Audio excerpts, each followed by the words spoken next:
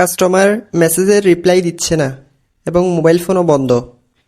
এই অবস্থার সম্মুখীন হলে পাঠাও রাইডার হিসেবে আপনার করণীয় কি? আজকের ভিডিওতে সেটাই আমি আপনাদেরকে শেয়ার করব।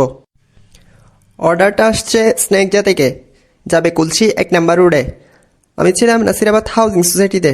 যেহেতু আমি রেস্টুরেন্ট থেকে অনেক দূরে ছিলাম এবং অর্ডার আইটেম বেশি ছিল, তাই রেস্টুরেন্টে যাওয়ার পূর্বেই আমি কাস্টমারকে মেসেজ দিয়ে অর্ডারটা কনফার্ম হওয়ার চেষ্টা করি। এখানে আমি প্রথমেই অর্ডার কনফার্ম করার জন্য কাস্টমারকে অর্ডার কনফার্ম করব কিনা সেটা মেসেজে প্রদান করি। কয়েক মিনিট অপেক্ষা করার পরও যখন আমি লক্ষ্য করি যে কাস্টমার মেসেজে রিপ্লাই দিচ্ছিল না, তখন আমি কাস্টমারকে কল দিই। কাস্টমারকে কল দেওয়ার পরে দেখতে পাই কাস্টমারের মোবাইল ফোন বন্ধ। তাও আমি বেশ কিছুক্ষণ অপেক্ষা করে 10-15 বার মোবাইল ফোনে কল দিতে থাকি। যখন দেখছি যে আমার সময় নষ্ট হচ্ছে, অলরেডি 10-15 মিনিট হয়ে গেছে, এখনও আমি কাস্টমারের কোনো রকম রেসপন্স পাচ্ছি না, তাই আমি পাঠাও হেল্প ডেস্কে মেসেজ প্রদান করি।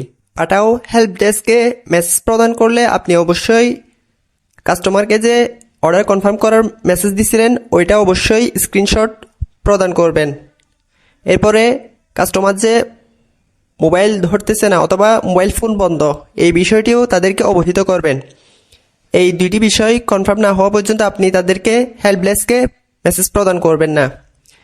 এরপর পরবর্তীতে তারা বিষয়টি যাচাই বাছাই করে আপনার অর্ডারটা ক্যান্সেল করে দিবে। পাঠাও ফুডে কাজ করার সময় আপনি অবশ্যই অর্ডার প্লেস করার পূর্বে এভাবে মেসেজ প্রদান করে অথবা কল দিয়ে কাস্টমার থেকে অর্ডারের কনফার্মেশন নিয়ে নেবেন। যদি কোনো কারণে আপনি ফুড নেওয়ার পরে অথবা অর্ডার প্লেস করার পরে কাস্টমারের রেসপন্স না পান, সেক্ষেত্রে আপনার অর্ডারটি ক্যান্সেল হতে 1 থেকে 1.5 ঘন্টা বা 40-50 মিনিট এমনকি আধা ঘন্টা সময়ও লাগতে পারে। সেক্ষেত্রে আপনার সময়ও নষ্ট হবে, 1-1.5 ঘন্টা আপনার শ্রমও নষ্ট হবে। এজন্য বেটার হলো আপনি মেসেজ অথবা কল দিয়ে কাস্টমার থেকে অর্ডারের কনফার্মেশন নিয়ে নেবেন। হেল্প ডেস্কে মেসেজ দেওয়ার 5-6 মিনিট পর আমার অর্ডারটা ক্যান্সেল করে দেয়।